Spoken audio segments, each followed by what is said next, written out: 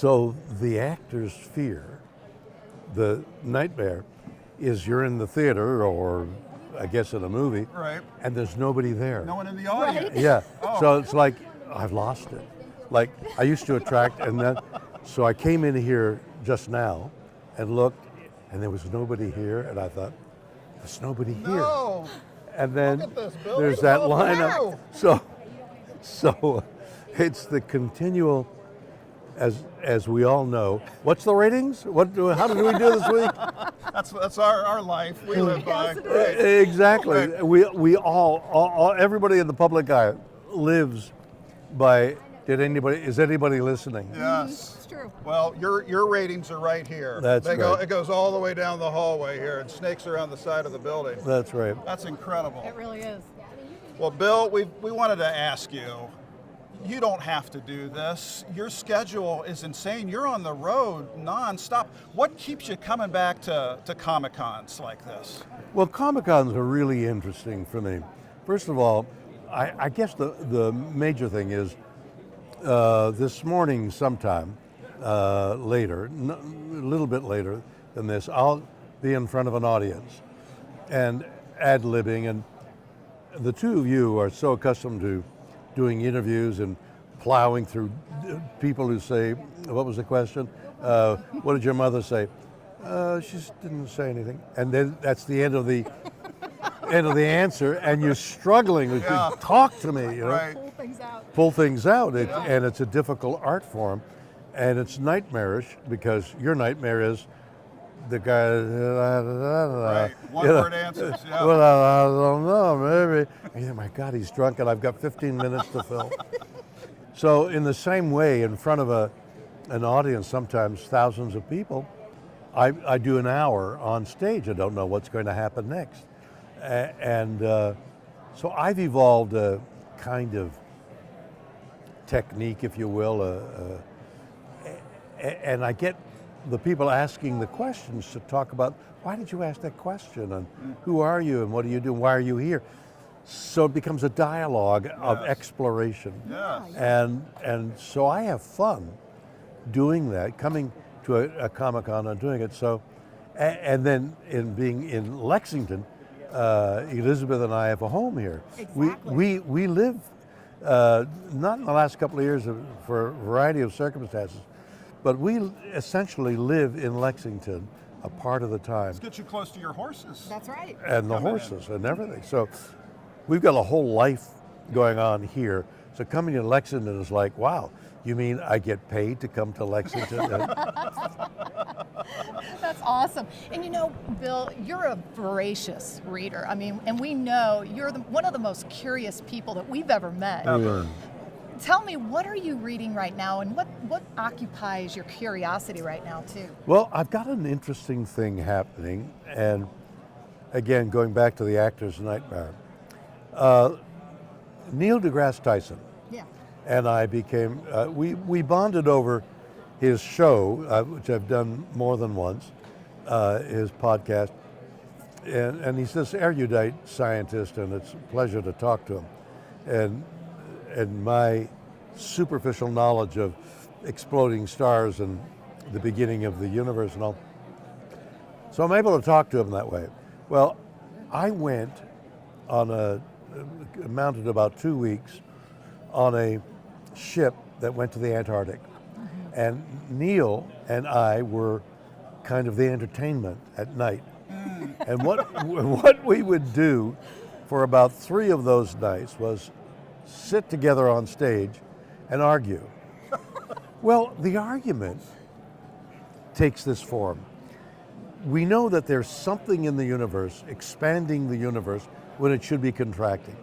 And scientists have said we're calling that dark matter or dark energy. Right. So there's something that's 90%, I've heard 95% of the universe, and we don't know what it is, but it's expanding the universe. The force of gravity is supposed to bring it together. And we don't even understand the force of gravity, but we don't know what this dark matter, dark energy is. So I'm saying to him, how do you know your measurements are correct? How do you know anything is correct? Question. You're looking through a gauze. Yeah. Eh? Right. I said, even the speed of light, which is the sacrosanct measurement thing, the ruler that everything guides by. I said, even that is questionable. He said, no, it's not questionable. He said, so we argue about that. On one of those arguments, in front of an audience on this cruise ship, a guy came up to me and says, I'm a scientist, and we do a lot of the work. And you know this argument you have about the speed of light? We're finding out that it's possible that the speed of light varies either slower or faster. So the principle is everything is changing, not only our bodies and the universe, Yes. but our acquisition of knowledge. Every layer of knowledge that we gather, it changes the layer beneath. Right. Everything is changing about what we can do and what we don't do now. That's I'm what's seeing beautiful. a two-man show going Right, on the I road know. here. William Shatner. Now, and that's what I'm doing with Neil. We've booked a theater near Seattle for 2 nights, Thursday and Friday night in June. And actually, I think they've told me they're booking 2 theaters later on in Los Angeles. And what are we going to do? We're going to sit on stage and not know what we're saying Just next, argue. and have this Yes. and argue, or he's so profound and so knowledgeable. Oh, he's amazing. I Yeah. don't know. I'm not for the first time. I feel inadequate, but I mean this is really a feeling of inadequacy. Imagine sitting beside a very intelligent, Right. informed individual, Oh, yes. and you're going to go, "And what next?" And what else did they say? I like space. Yeah, it's empty. What about it? So I don't know what I have to offer, except a pernicious, argumentative It'll be individual. great. It's going to too. be a It's gonna great be- show. It could be. Get It us could 2 be tickets wonderful. For that. Yep. My goodness. Well, Bill, you've been to space. You've been to Antarctica. What's next? What's next, Bill? Lexington. Yes, Okay. all right. No, Lexington. Just drove this morning. The clouds broke and Yeah. and the storm is over for at least for a while, and so I was called for it. Our home, which is in the boonies, far from the city, and we're driven here to meet with you and visit with these people. And the trees are bare, so for the first time in the season, well, I guess it's been all winter long, but first time I've seen through the trees and get a whole new point of view of the drive from there to here.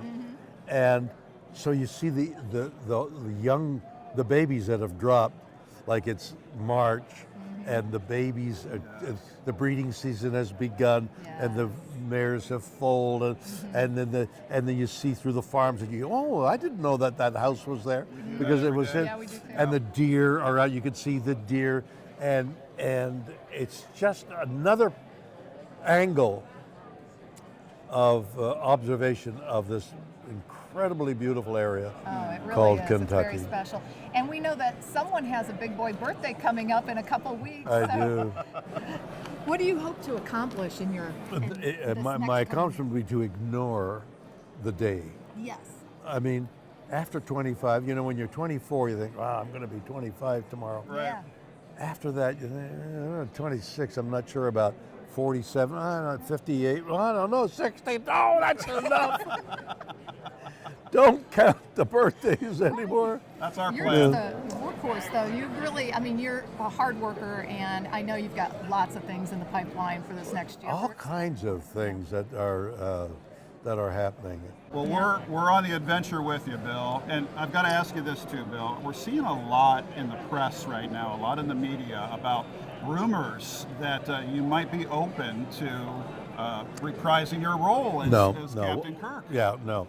What happened was a company came to me and said, would you do a segment of one of these Star Trek things and bring back Captain Kirk? And I said, I'm open to coming back.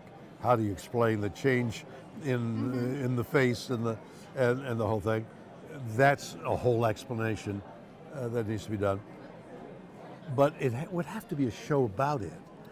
It can't be an addendum to something else. Yeah, I agree. It needs to be, Yeah.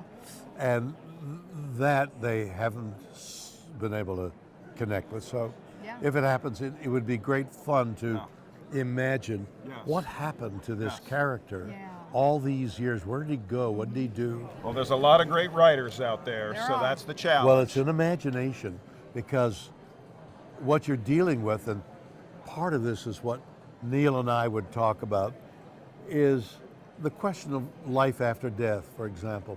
Where do you go? What do you do? I just read recently, I'm sure you did, that cells have their own life and can change after death. They do something else. They're not quite sure, but there's reason to believe that the life force in the cells continues to exist, at least for a time, in the dead body. I mean, it's what we know is we don't know anything. We don't know anything. We know 1 and 1 is 2, but not all the time. That's right. And what exists out there, what exists way out there, why it existed, how it came about. We've tried to organize the chaos, the entropy in the universe by saying, well, God created it and organized all this chaos, but we don't know for sure. Right. Right. Well, what we do know is that a big chunk of Lexington is lining up to see William They're so Shatner. excited to see you. Bill, thank you for your time, A pleasure sir. to It's see you. always a Thank pleasure. you for coming by. Thank you.